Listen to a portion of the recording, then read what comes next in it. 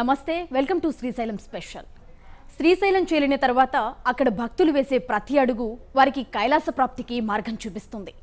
అణువణువు శివనామస్మరణతో పులికించిపోయేలా మోక్షాన్ని కలిగిస్తుంది. పవిత్రమైన శ్రీశైల క్షేత్రంలో భక్తులను మరింత పునీతం చేస్తున్నాయి ప్రధాన ఆలయానికి సమీపంలో ఉన్న మరికొన్ని ప్రాంతాలు.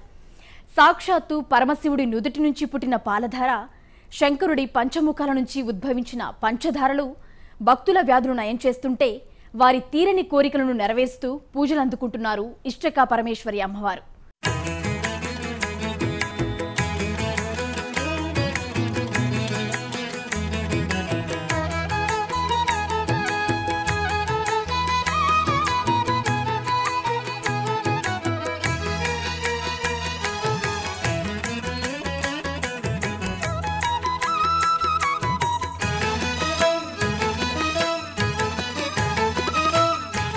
శ్రీశైలం మల్లన్న ప్రధాన ఆలయానికి 3 కిలోమీటర్ల దూరంలో ఎడమవైపు గల లోయ ప్రాంతమే పాలధార పంచధార.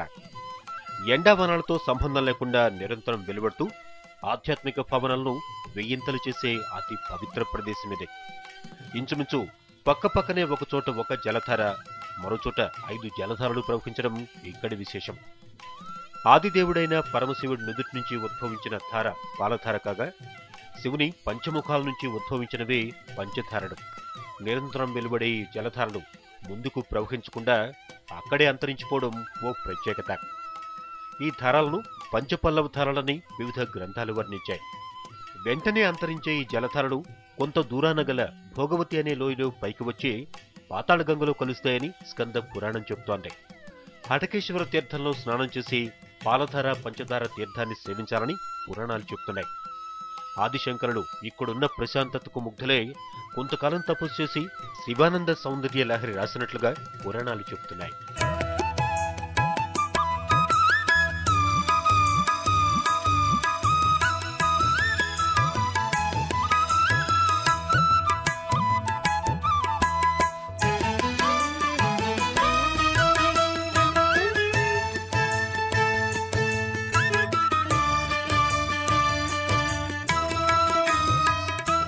శ్రీశైల కొండల్లోని ఔషధాల మధ్య నుంచి ప్రవహిస్తున్న ఈ నీటిని సేవిస్తే అనేక వ్యాధులు నయమవుతాయని భక్తుల ప్రగాఢ నమ్మకం. ఈ ధారలు రెండు పక్కపక్కనే ప్రవహిస్తున్నా కూడా రంగు రుచుల్లో తేడాను స్పష్టంగా గమనించవచ్చు.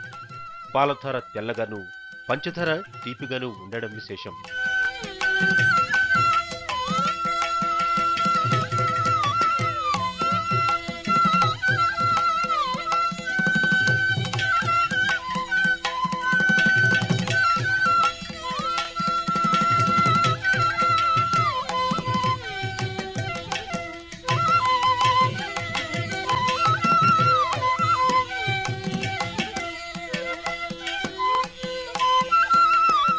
ఇష్టకామేశ్వరి అమ్మవారిని సేవిస్తే చాలు తీరని కోరికలు ఖచ్చితంగా తీరుతాయని భక్తులు నమ్ముతారు. శ్రీశైలానికి తూర్పు ద్వారంగా ప్రకాశం జిల్లాలోని త్రిపురాంత క్షేత్రానికి కాలిబాట్న చేరుకునే సమయంలో దట్టమైన అటవీ ప్రాంతంలో ఈ ఆలయం వెలిసిందే.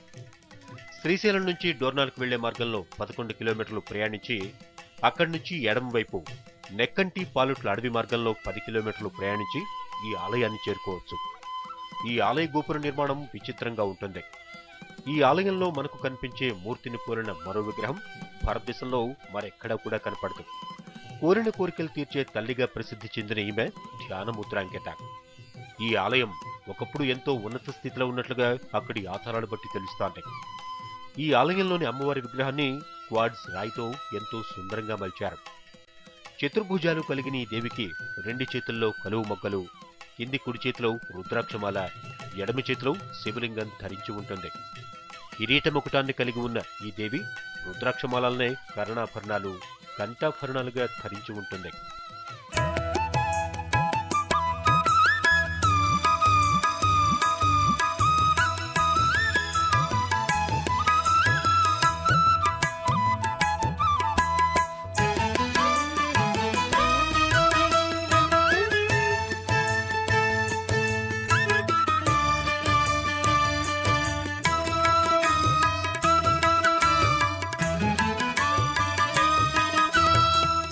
ఇష్టకామేశ్వరి దేవి కూడా రుద్రాక్ష మాలను ధరించి చేతిలో శివలింగాన్ని కలిగి ఉండడంతో ఈ రూప విశేషాలను బట్టి ఈ దేవిని పార్వతీదేవిగా గుర్తించవచ్చు.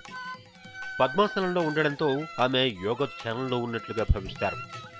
ఈ ఆలయానికి ఎదురుగా సిద్ధుడు, మహిషాసుర మర్దిని, కాపాలికుని విగ్రహాలుంటాయి. వీటిని బట్టి ఒకప్పుడు ఈ ప్రాంతం సిద్ధులు, కాపాలికుల కేంద్రంగా ఉండేదంటారు. ఇష్టకామేశ్వరి ఆలయానికి ఎదురుగా ఒక వాగు ఉత్తర దిక్కుగా నిరంతరం ప్రవహిస్తూ ఉంటుంది. వాస్తు ప్రకారం ఈ విధంగా ప్రవహిస్తున్న నీటికి ఎంతో ప్రాముఖ్యత ఉంటుంది. శ్రీశైలానికి కూడా కృష్ణానది పాతాళగంగ పేరుతో ఉత్తర దిక్కుగా ప్రవహిస్తోంది. ఈ అమ్మవారికి భక్తులు పెరుగన్నం, పొంగలి నివేదనగా సమర్పిస్తారు. ఇది తరతరాలుగా ఆచారంగా కొనసాగుతోంది. ఇష్టకామేశ్వరి క్షేత్రం అనేది చాలా ప్రసిద్ధైనటువంటి క్షేత్రము. అమ్మవారు కొలువుండేటువంటి కోవెల ప్రాంతంగా పేరు చెందినటువంటి ఆ పుణ్యస్థలి. ఇష్టకామేశ్వరి అమ్మవారు ఆ భ్రవరాంబాదేవియే ఆ ప్రాంతంలో ఇష్టకామేశ్వరిగా వెలిసింది. ఇక్కడికి 25 కిలోమీటర్ల దూరంలో అరణ్య ప్రాంతంలో ఉండేటువంటి ఈ క్షేత్రము మనకి దేవాలయము చాలా చిన్నదిగా కనిపించినా కానీ విశేషమైనటువంటి ప్రభావం కలిగి అక్కడ అమ్మవారు కూడా నిరంతరం సంచరిస్తూ ఆ పక్కన సెలయేరు పారుతూ ఉంటుంది. ఆ క్షేత్రంలో అమ్మవారు ఎప్పుడు కూడా నిరంతరం కొలువుంటుంది. ఇష్టకామేశ్వరి వెలిసిన స్థలం మహిమ అంతా ఇంత కాదు. కోరిన కోరికలను నెరవేర్చే తల్లి ఇష్టకామేశ్వరిగా ప్రసిద్ధురాలై భక్తులకు దర్శనమిస్తోంది.